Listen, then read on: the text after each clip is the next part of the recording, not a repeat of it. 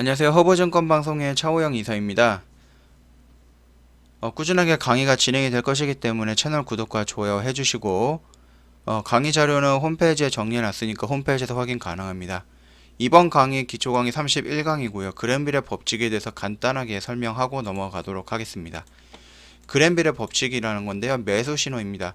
미국의 유명한 주가 분석사인 조셉 그랜빌이 제시한 투자 법칙으로 주가는 이평선에서 멀어지면 다시 가까워지려는 성질을 이용하여 만든 주식 매매 8가지 투자 전략을 말하는 겁니다.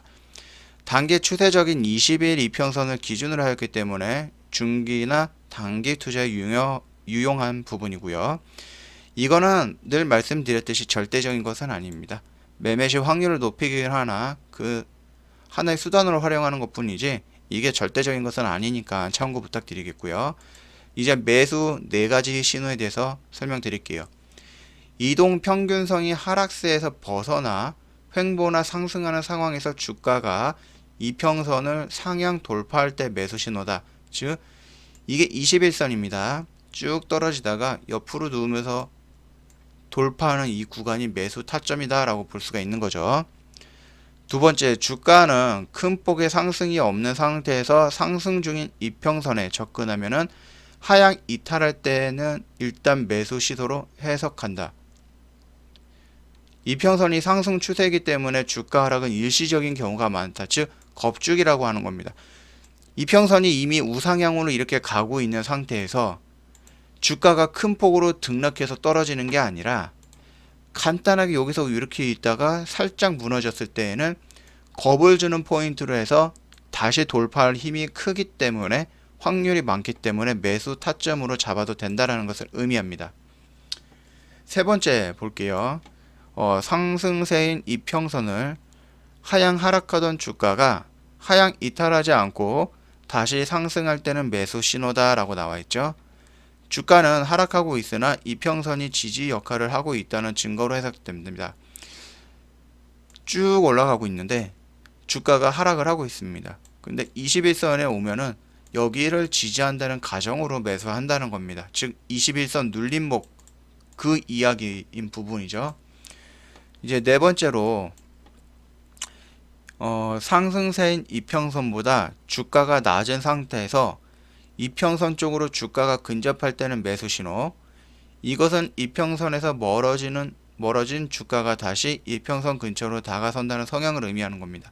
즉 이게 이동평균선이에요. 그럼 주가가 이렇게 있으면은 여기에 있을 때 매수 신호인 겁니다. 왜? 여기에 있는 이격을 채우기 위해서 주가가 상승을 해서 이렇게 간다는 의미입니다. 즉 여기는 매수 신호는 여기까지 있는 이격을 이용한 매매고 이격에 대해서는 나중 시간에 차츰 배우도록 할 것입니다. 그러니까 참고해 주시고요. 이제 매도 신호에 대해서 배워보도록 하겠습니다. 4가지가 있습니다. 첫 번째, 이평선이 상승한 상태에서 주가가 한때 출렁인 다음에 이평선 아래로 뚫고 내려가면 강력한 매도 신호. 이평선이 올라가고 있는데 이미 여기서 이런 식으로 출렁거렸는데 다시 떨어진다? 그러면은 이거는 아까 나왔던 반등의 신호가 아닙니다. 매도 신호입니다. 두 번째, 하락 추세인 이평선에서 주가가 일시적으로 이평선 위로 돌파할 경우에는 매도 신호입니다. 이평선이 하향 곡선을 그리고 있기 때문에 여전히 추세는 하락세이다 라고 판단할 수가 있는 부분입니다. 이평선이 이렇게 떨어지고 있는데 주가가 부딪혔다가 올라갔습니다. 그러면 여기는 이제 돌파하면서 이평선이 확 트는 게 아니고요. 여기에 갔기 때문에 떨어질 수가 있다. 즉 저항을 받을 확률이 높다라는 것을 의미하는 부분이죠. 세 번째는 주가가 하락 추세인 이평선보다 크게 동떨어진 상태에서 피어선 근처에서 상승 마감을 했으나 이평선을 미치지 못하면서 다시 하락하는 경우 매도 신호를 볼 수가 있습니다. 피어선은 아니고요. 이평선입니다. 하락을 하고 있는 상태에서 주가가 올라가면은 이 이평선을 돌파하지 못하고 다시 떨어질 때에는 하락 매도로 보는 경우가 많다. 즉 여기는 저항의 역할을 한다라는 것을 의미하는 부분이죠. 네 번째, 이평선이 상승하고 있는 경우라도 주가가 이평선으로부터 크게 동떨어진 경우에는 주가가 이평선을 향해 하락할 가능성이 크기 때문에 매도 신호를 본다. 이평선이 여기 있는데 주가가 이만치 올라가 있습니다. 여기에서 여기까지 이격이기 때문에 주가는 다시 이평선에 붙으려고 떨어지는 것을 의미합니다. 그렇기 때문에 이격이 클 경우에는 정리하는 매도 신호를 볼 수가 있다라는 건데요. 정리하자면 이평선이 있으면 주가가 많이 올라가면 이평선으로 떨어지려는 힘이 있으니까 매도하는 거고요. 주가가 여기 있으면 이평선에 붙으려는 힘이 있기 때문에 주가는 상승하는 거고, 이평선을 크게 돌파하는데 어느 자리에서 돌파하고 어느 자리에서 지지가 나오느냐에 따라서 매수, 매도 이런 부분이 달라진다는 것을 의미합니다. 이거는 가장 기본적인 형태이기 때문에 간단하게 이런 설명은 필요 없습니다. 주가가 떨어지고 있는데 올라가다 떨어지는 건 저항이 강하다라고 볼 수가 있죠. 주가가 올라와 있는데 떨어지는 건 이미 여기 추세선을 이탈했다. 그러니까 하락으로 떨어진다. 이렇게만 보시면 됩니다. 나중에 4부에서 추세와 패턴에 대해서 공부할 건데요.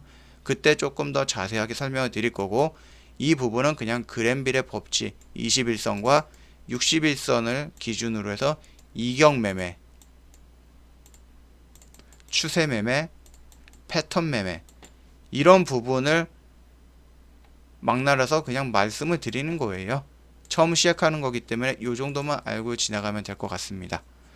저희 허브 증권 방송에서는 최대한 여러분께 도움이 될 만한 영상 찍어 올려드리고 있으니까 구독과 좋아요 눌러주시면 지속적으로 받아볼 수가 있으니까 참고해 주시고요. 이번 강의 마치고요. 다음 강의에서 다시 뵙도록 하겠습니다.